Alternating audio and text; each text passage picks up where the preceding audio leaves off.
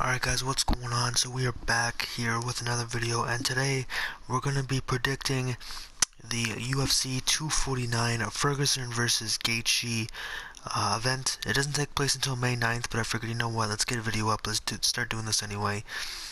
So I'm going to be predicting the fights that are on the card already. There's a few fighters that I don't know, so I do apologize in advance. But what a stack card, man. Absolutely crazy. Nico Price is on the early prelim card. I mean, wow, that's insane. You got Ronald Souza on the preliminary. You got Cowboy on the preliminary after he just main evented against Conor McGregor. You have Anthony Showtime Pettis on I mean, this card is absolutely stacked. So before this fight begins on UFC 3, I'll give my quick predictions and I'll kind of explain why towards the end. So I think Nico Price is going to win. I think Michelle Waterson's going to win. I think, Cerrone and Pettis is hard to predict, but Pettis definitely needs the win, I think, more than Cerrone. And that's only because Showtime Pettis in his last fight, he tapped out. Cerrone, I mean, he got knocked out by Conor McGregor, but I mean, I think we all knew that was going to happen anyway. But Anthony Pettis, he's been on a bit of a slump here. Same with Cerrone, but I think Showtime's, I mean, he's kind of lost a step in his fight game. I think he's really got to get the win under his belt. I think Showtime has to win. Cerrone doesn't necessarily need the win, but I do think it would benefit him, if that makes sense. But I think Showtime needs the win. I think if Showtime loses to Cerrone, where does he go from there, you know? Cerrone, if he loses, he'll just get back up, fight someone else, but Showtime, it's like, who's left, you know? The main card, Greg Hardy versus Jorgen De Castro. I think Greg Hardy's gonna win. I think they've been giving easy fight to Greg Hardy, the man that took in a nailer in the middle of a fight. I think Greg Hardy's gonna win that one. Jeremy Stephens versus Kelvin Kattar. So Kelvin Kattar, he is 20-4 in the UFC.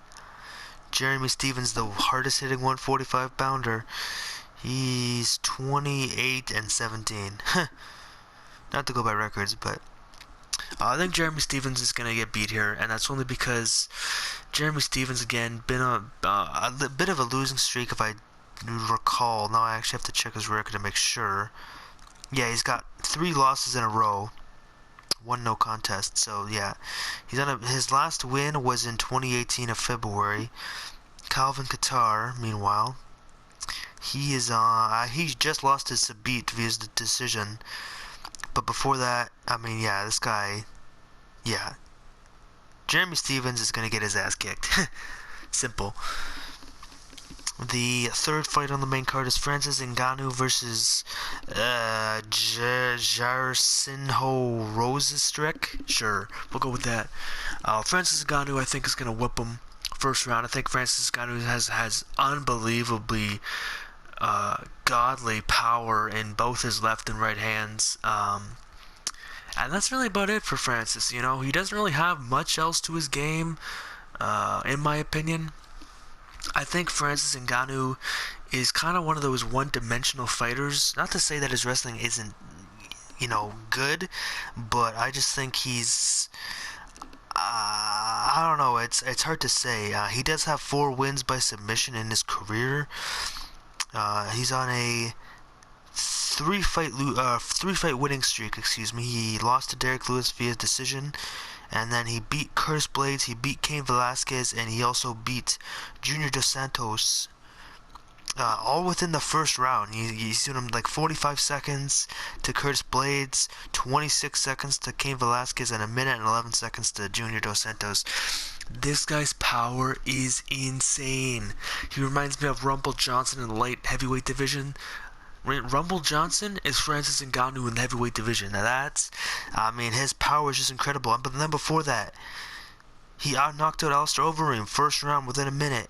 Andrei Arlovski, former heavyweight champion, first round within a minute. He submitted Anthony Hamilton in a minute. All of his finishes, his past, let me see, 1, 2, 3, 4, 5, 6, his past 7 finishes all came in within 2 minutes of the first round. Let that sink in for a second. This guy's a fucking animal. He is gonna tear this guy apart. I don't even know who this is, to be honest with you. Let's see. 76 wins, 8 losses. Oh, that's kickboxing. I was like, what the hell? He's got 10 wins, no losses. Okay, so this guy's never lost in mixed martial arts. Maybe I'm getting ahead of myself here. Let's see who he's beaten here. Okay, so he took 5 years off. Hasn't really beaten anyone particularly well. He did knock out Andrei Arlovski, but everyone does. And then he beat Alistair Overeem. Yeah, but see, when it takes you 5 rounds to beat Alistair Overeem, Alistair Overeem to me is just, he's gone with the times, you know. Alistair Overeem's not an elite heavyweight anymore. Was he ever an elite heavyweight? Yeah, at one point, you know, he was. But now it's just, I mean, you take a look at Overeem, his record. Let's see. His record was elite back in the day. Now it's 45-18, which, don't get me wrong, is really good. But let's take a look at his recent record. So let's go from 2016. Lost to Stipe, then he beat Mark Hunt, beat Fabrico Werdum, lost to Francis Ngannou, lost to Curtis Blades. Got a couple wins against people I don't know, and then he lost to the guy where he's facing. So, you know, it's hard to say. I don't think Overeem's an elite fighter anymore. And with that, I don't know. That's a hard fight to predict. Wow. I thought Ngannou was going to destroy this guy, but looking more at this guy's resume, he's good. He's undefeated. He's only got 2 noteworthy opponents under his belt, though, so I think that's where it helps Ngannou. He has more experience, he's faced tougher fighters, whereas this guy, he's coming in, you know, he's 10-0, he's fresh in the fight game. I think Ngannou's going to take his inexperience as a, you know, I don't think he's going to underestimate this guy, because this guy, he's undefeated. Again, he beat Alistair Overeem in his last fight, which Overeem may not be the guy he once was, but that doesn't mean he's terrible. So I think Ngannou still knocks him out, but I don't think he destroys. I'm interested to see this fight, honestly, now, because Ngannou's got deadly power, but this guy, he looks really, really good. So I don't know. That's going to be an interesting fight. I still pick Ngannou, but I'm going to have to tune into that fight for sure. Co-main event, we got Henry Cejudo versus Dominic the Dominator Cruz, returning after 4 years away from the octagon, and I can't stress this enough. People are saying, oh, he's going to win because of the ring rust thing. Guys, just stop it. Cejudo's on the top of his game. He's beaten everybody. He beat Mighty Mouse. He beat TJ Dillashaw. He beat Marlon Morales. Who did he just beat? Was that his last fight? He beat Marlon Morales. Yeah, Moraes. Yeah. Then he beat Sergio Pettis, and he beat. I mean, this guy is unbelievable. This guy is a fucking machine. He's a monster. Alright.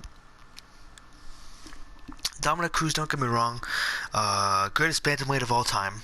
UFC bantamweight. But Henry Cejudo, he's just 4 years off, and you're coming back and you're facing Henry Cejudo. What a terrible, terrible decision by Dana White. I'm sorry, but what the fuck is he thinking? Dominic Cruz, so many injuries. Don't get me wrong, Dominic Cruz is an outstanding fighter, but this guy, he's coming back after 4 years, and he's facing Henry Cejudo.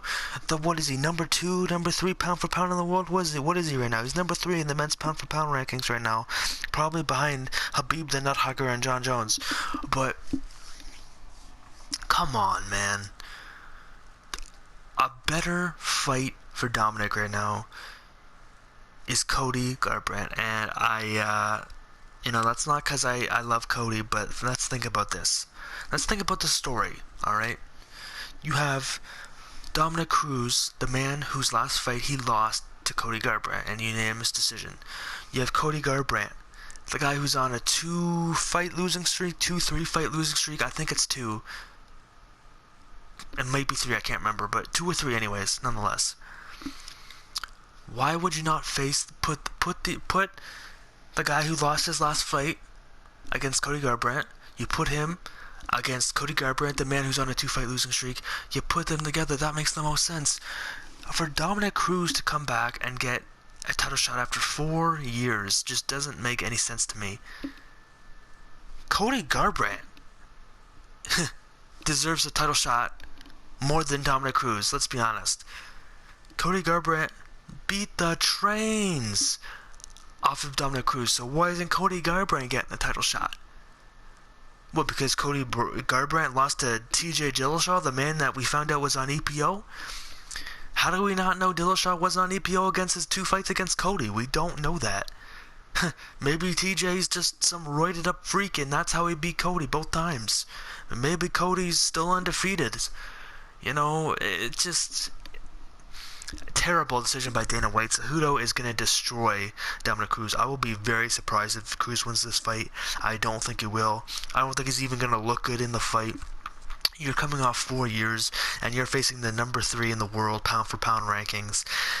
Terrible decision by Dana White. I don't know what the hell he's thinking here, but terrible decision. And then main event, we have light heavyweight championship, the interim light heavyweight championship, because Habib ducked out and he ran back to Russia. Tony Ferguson versus Justin the Highlight Gaethje.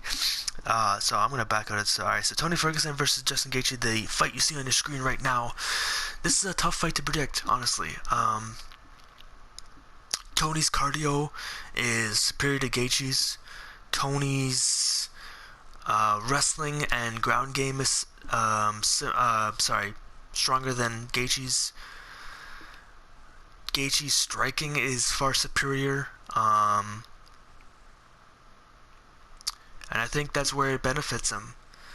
With that being said, Tony's chin is very, very glassy, if that's even a word. He got rocked by Cowboy Cerrone. He got rocked by Anthony Pettis multiple times, I should say. He got rocked multiple times by Anthony Pettis, who hasn't even won a UFC championship for like 7-8 years. So for Anthony Pettis to rock you in 2018. Yeah, 2018. Sorry, but that's a little that's a little questionable there, Tony. Some people think Cody's this amazing, elite, undisputed greatest lightweight ever, and it's just not true. Tony's health, Tony's glass jaw is questionable. If you hit Tony in the jaw, he will drop. He will drop like a sack of potatoes. He will flop like a fish, alright? This guy's jaw is questionable. If Conor, I'm sorry, but if Conor fought Tony Ferguson, one left hand, he'd get put to sleep. He'd get put to sleep faster than Donald Cowboy Cerrone, and that's not even me being biased towards Conor. That's a fact. When was the last time Cowboy Cerrone rocked anybody? And you have Justin Gaethje, one of the best lightweight strikers, the highlight reel. You have him with his unbelievable striking, his unbelievable head kicks, his highlight the highlight kick. What does he call it? I can't remember what he calls it now. I'm blanking for some reason, but whatever he calls it, you have that going up against this questionable, weak jaw of Tony Ferguson. That scares me for Tony. I think Justin Gaethje might win this in round 1, if I'm being honest. I love Tony, but Justin Gaethje's striking, I think, is just way better. And again, I'm trying to be unbiased as possible, and Justin Gaethje just has this one in the bag, I think. Tony's jaw is just way too questionable for my liking. If I had to bet on this, I would take Justin Gaethje by knockout for sure. Round 1 or round 2, he always goes in for the kill, especially in round 1, round 2 as well. I don't think we've seen Gaethje go 5 rounds. We might have, and I just can't remember. But Gaethje usually always gets the job done round 1 or round 2. He goes in for the kill. He uses all of his gas tank, and he always gets the job done. So I think Justin Gaethje wins this one by knockout. But nonetheless, I am playing as Tony Ferguson in this one, in this fight in UFC 3, because they made Justin Gaethje terrible in this game for some reason. But nonetheless, those are my predictions. Let me know what you guys think. I think Ferguson and Gaethje is a hard one to predict. I do think Gaethje gets the job done. And Ngannou versus whatever that guy's name is, I'm not going to try and pronounce it again. That's a fight I'm looking forward to. Cowboy Cerrone and Anthony Showtime Pettis, I'm looking forward to. Whoever loses that fight, they're in a slide down, and it's not looking good for whoever loses that fight. But I'm really hoping Showtime wins, man. I love Showtime Pettis. I love me some Cowboy Cerrone though, so very interesting to see who wins that fight. And Dominic Cruz versus Henry Cejudo again. I'm really looking forward to Dominic Cruz returning to the octagon. When he's healthy, in the limited time he's been healthy, he's been the best bantamweight in the world. But it's just the injuries, man. The injuries have taken over his career. It's sad to see, but let me know what you guys think, and I will see you guys at the end of the fight.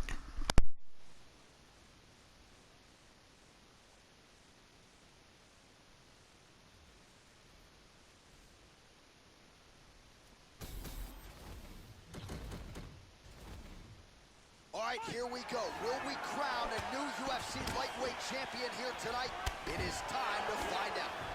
Gaethje gets caught with that punch. He'd be wise to get those hands up, Joe. Well, he's always on the counterattack, but a nice leg kick there by Gaethje. Good combination. Beautiful right hand. Oh, a lot of these strikes are finding the target, Joe. He's staying busy. That landed. That one hurt. Well, he left his head open there, Joe, and he got cracked with that jab. He was almost moving into it. So let's see if he can switch up the footwork here, Joe, and make the requisite adjustments. Oh, how about the multiple strikes landing here? That is a serious offensive barrage. Oh, man, with that right leg kick. Gaethje gets caught with that punch. Got to shore up the defense here. And he switches his stance yet again. Hit him with the jab. Gaethje's lower jaw now starting to show signs of swelling. Ferguson gets caught with that punch. He's got to figure out a way to get that guard higher, Joe. Oh, good body kick. Look at that straight right. Ferguson not having it, stays upright. Under 3 minutes now to go in the round. Oh, and he escapes up to his feet. Very nice. And he lands a kick to the leg now. Pretty good work on the feet tonight. Wow! Oh! That hurt him. Oh, he might be out.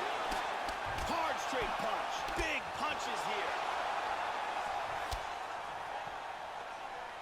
Body kick, look at that.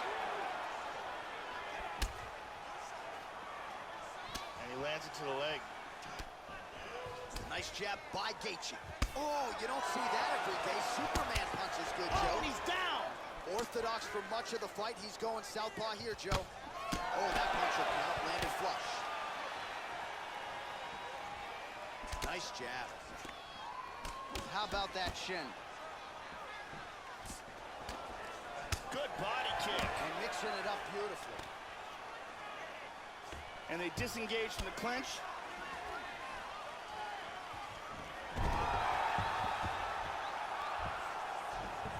Excellent movement and transitions here on the ground, staying busy.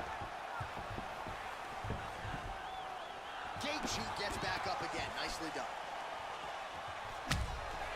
Visibly limping here. Oh, gets the takedown late in the round here, Joe. Guillotine, look at that.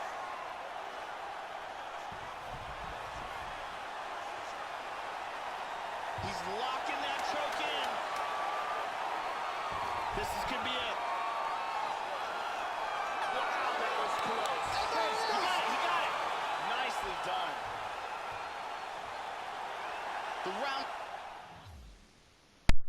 Wait, he tapped? What? Wait a minute. I have never seen this in my life. I have never seen... What?